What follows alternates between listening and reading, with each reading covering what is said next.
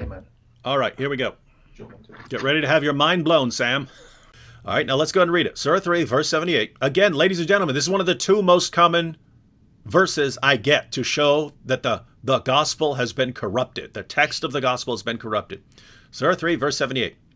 And there is indeed a group among them who twist their tongues with the book, that you may suppose it to be from the book. But it is not from the book. And they say it is from God, though it is not from God. And they knowingly speak a lie against God. Now guys, first of all, look at what the verse is saying, because it's saying the exact opposite, right? They say they twist it with their tongues, that you would think that their words that they're saying with their mouths are from the book, but it's not from the book. Okay? So notice, Sam, once again, this would be like me saying, guys, the Quran says Muhammad is a false prophet. Don't believe in this liar. The Quran says it. So I've just said that something is from the Quran when it's not from the Quran. Would any Muslim on the planet or anywhere in history say that the Quran has been corrupted because I said that with my mouth?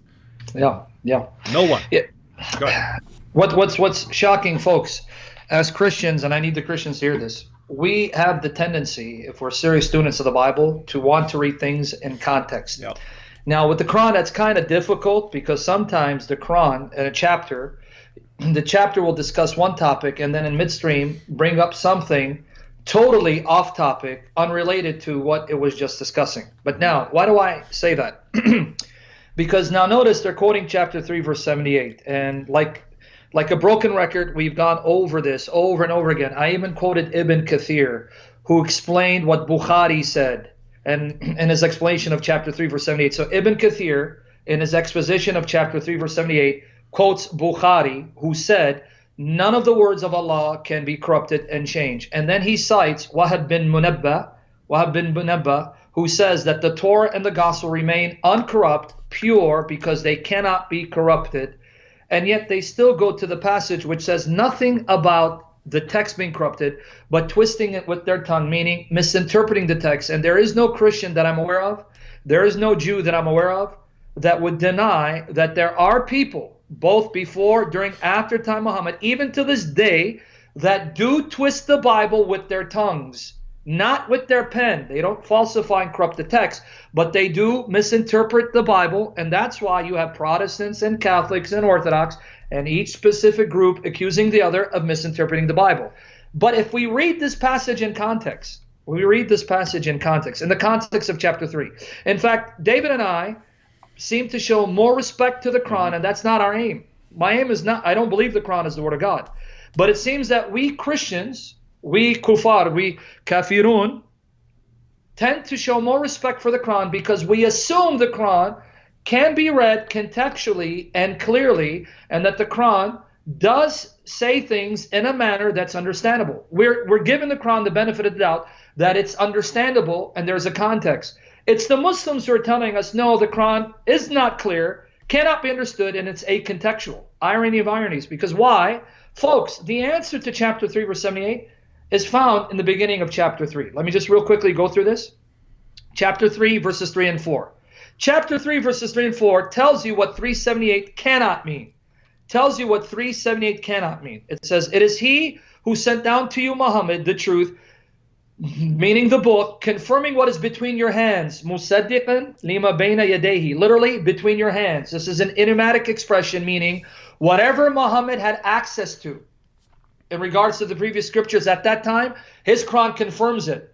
Well, the only scriptures that the Jews and Christians had at his time are what we have in the Bible today. This is a fact of history, archaeology, and the textual tradition.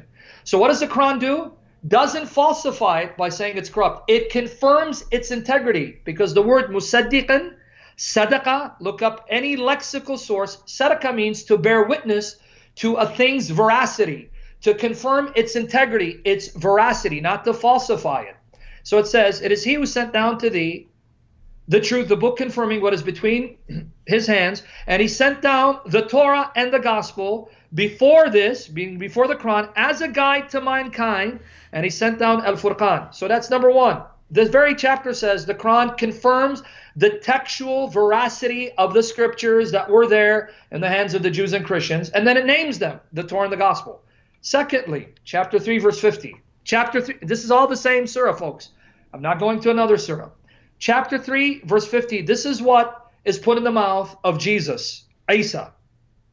He will come to you confirming the Torah between his hands. It's وَمُصَدِّقًا, that's that verb again, sadaqa, lima bayna yadayya, what he had access to, what he could pick up and read with his own hands. He confirms the Torah in his day. Now, historically, folks, there's no argument.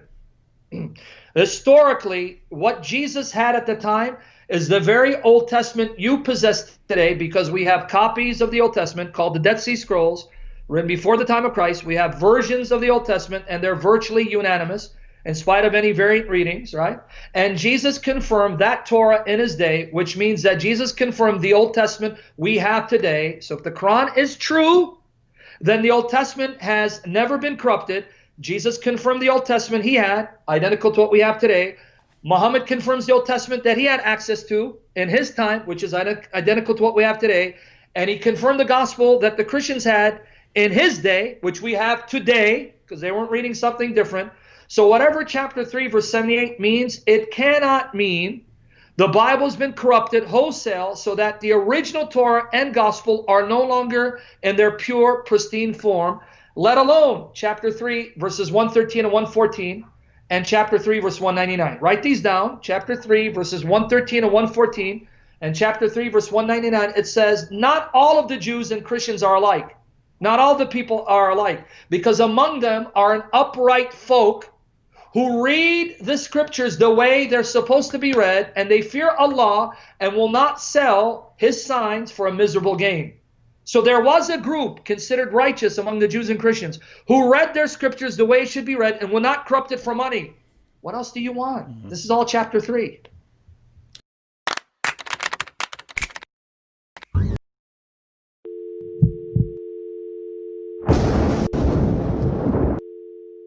Anytime you see a clip from one of these live streams and you think, hey, that would make, instead of a 2-hour live stream, why don't we, that would make a good 5-6 minute video right there. Feel free to download it, cut out that part, re-upload it on your own channel.